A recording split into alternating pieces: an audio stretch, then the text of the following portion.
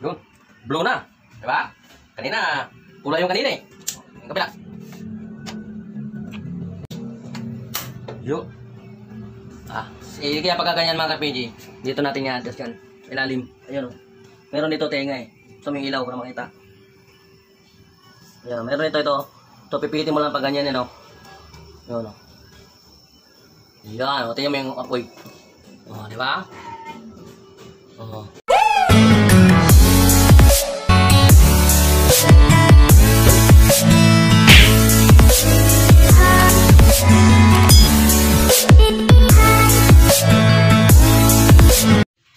Magandang araw mga ka-PJ.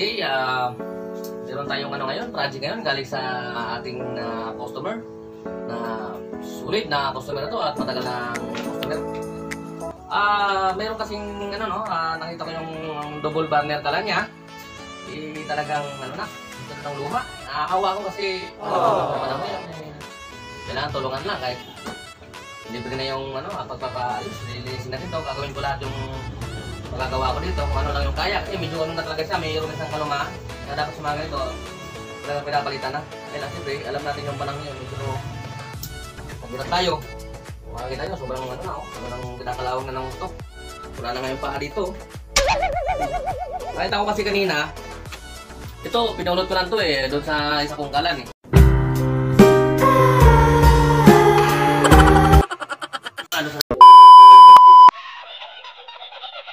Kasi wala na siyang ganito. Nakakita ko doon sa luma kong kalan. Kinuha ko doon. Ilagay ko dyan para meron na siyang pang sindik. Kasi yung ginagamit lang daw niya dito ay yung plies lang. So ngayon, susubukan natin kung ano yung magagawa natin dito para matulungan natin yung ating suki. Tingnan natin kung ano problema. Pero kanina nakita ko doon kanina, medyo makula yung apoy. Kaya yung halos yung mga kaldero niya ay nangingitim na. So, subukan natin. Okay. Good. Ay, sus, ginoo. Sabi yun. Napakaano ng apoy niya. Kahit dito, meron tayong pihisan dito, no? Kung halimbawa, ganyan ang apoy, meron yan. Pero kung marumi na talaga yun mga ka-PJ, marumi na yung niya, yun o, kahit anong pihit natin, no? Ayun o. Kahit pihitin natin yan siya ng pihitin. Kasi ito yung ina-adjust para umayos yung apoy. Pero kung marumi na nga siya, kahit anong pihit natin, hindi siya magbabago. Kasi marumi na nga siya, kailangan natin linisin, baklasin yan. So, ayan o. Okay. So, linisin natin yung pinaka-loob niyan. So, dito naman tayo sa kabila. Yun. Ang problema nito, parang nasira na. Baliktad na yung imbes na pag ano yung bukas, sa kanya ang bukas pag ano na. Baliktad na, nasira siguro to. So, tingnan natin sa loob yan kung anong pwedeng magawa, kung maayos pa ba.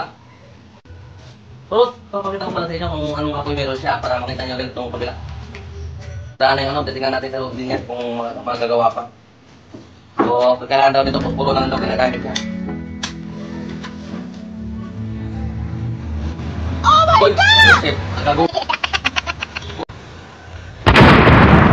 Nagulat naman to. Ayun o, kahit hindi mo siyang ayaw niya mamatay. Kasi baliktad na nga dyan ang patay niya dito. Hindi pa safe yan, pwedeng may kagat pa rin dyan. Kaya dapat papatayin mo sa tangke. Ay.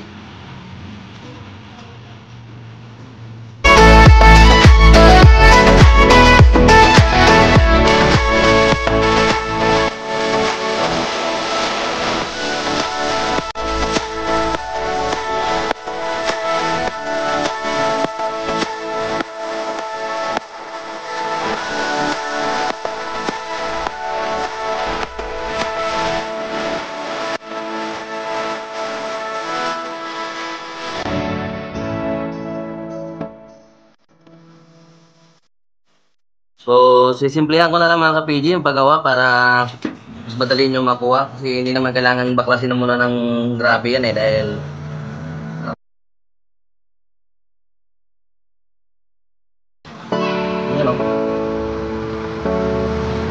okay, tatanggalin natin to.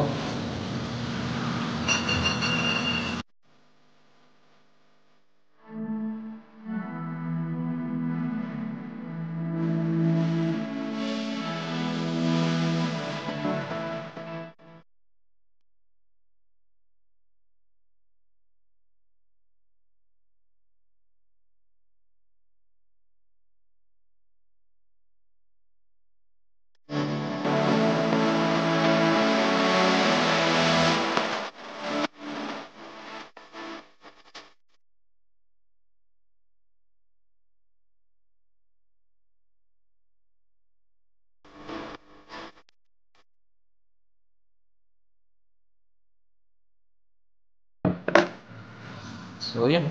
Sobrang dumi. Hmm. Makikita nyo yung dumi. So, lilinisin natin ito ngayon. So, pag dito, malinis naman yan. Hindi naman yan, malalaki ang butas niyan. Kung mapapansin nito, ito malaki ang butas, oh. Kaya hindi yan basta-basta magbabara. Dito lang talaga madalas nagkakaproblema. Kung bakit, may makulay yung apoy niya. Kasi nga, marumi dito. So, lilinisin natin ito ngayon.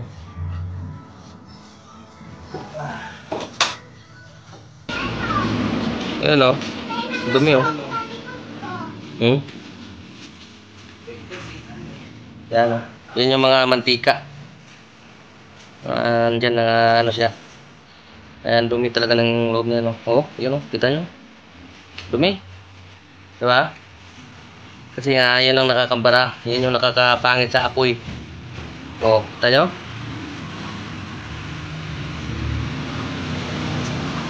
Then, dahilan kung bakit pangit yung apoy.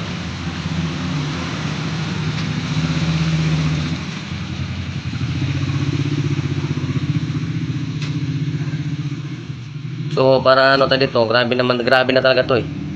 Para mapabilis na ito, ano natin to sa gas. Sa gasolina. Para mabilis. Matagalan din ito, eh.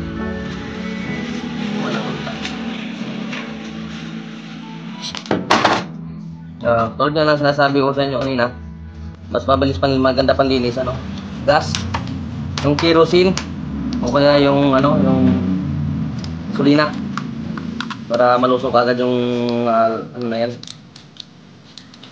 Yung dumi na yan.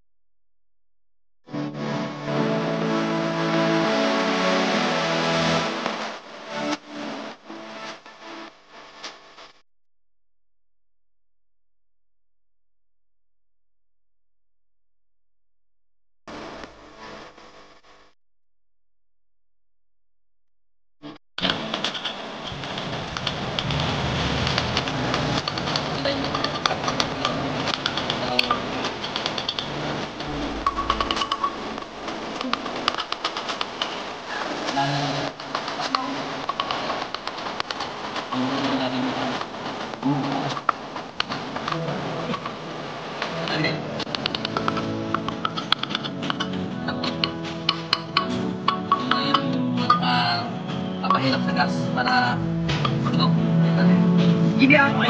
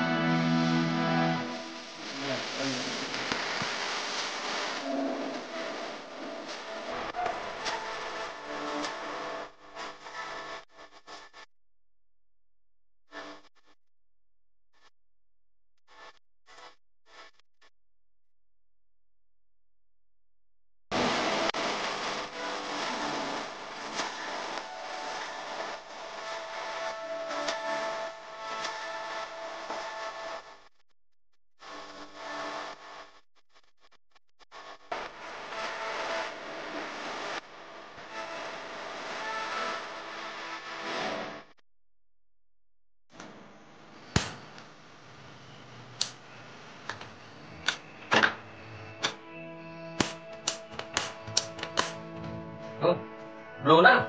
Diba? Kanina, kulay yung kanina eh. Kapila.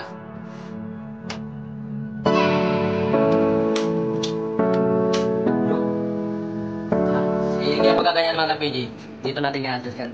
Kailangan yun. Pero dito din eh, tumigilaw sa mga. Diba dito? Papipitin mo lang pag ganyan ano. No. Yan, o tingnan mo yung apoy. O, di ba? O, blue na siya.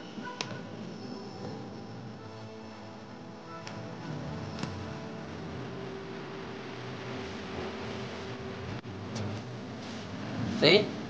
Kasi bago pa yan eh, mamaya-maya magbabago pa yan. Di ba? Ito na ulit pa tayo, dahil kanina, pinatay mo pag ganun. Automatic na siya, kaya kailangan sindihan pa kanya, sinisindihan pa natin yung puro, ito hindi na kailangan. Ayun. Ba?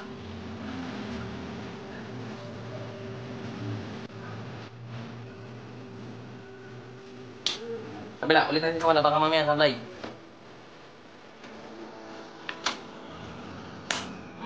Okay? Kita niya, di ba? Okay? Bayan, wala pa tayong mga kamay! Balikan natin ito sa ating tutamel. Siya na ang medyo bahalang maglilinis-linis dyan kasi wala tubig dito sa amin ngayon eh.